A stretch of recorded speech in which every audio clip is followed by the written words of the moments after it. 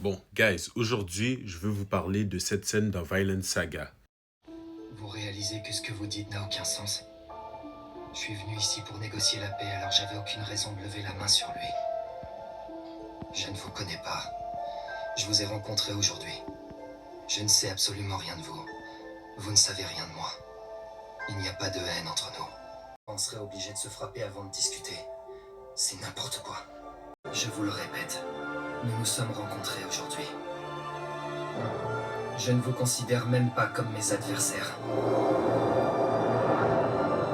Me concernant, je n'ai pas le moindre ennemi.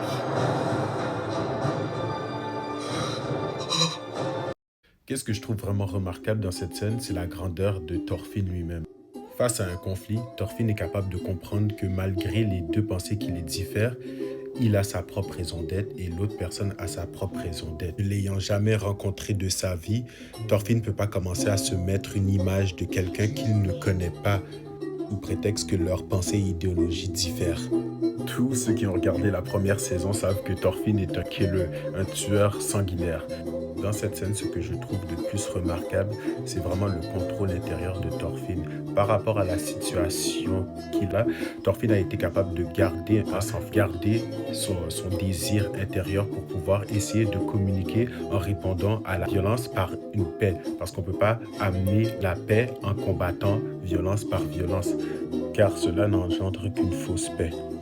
Avec beaucoup de calme et beaucoup de sagesse, Thorfinn lui répond: on ne se connaît pas, c'est la première fois qu'on se voit. Donc, à ce moment-là, il n'y a pas d'ennemi. Tu ne connais pas la personne, tu n'as aucun motif. Ce qui veut dire par là, c'est que à ce moment-là, on peut très bien voir un miroir.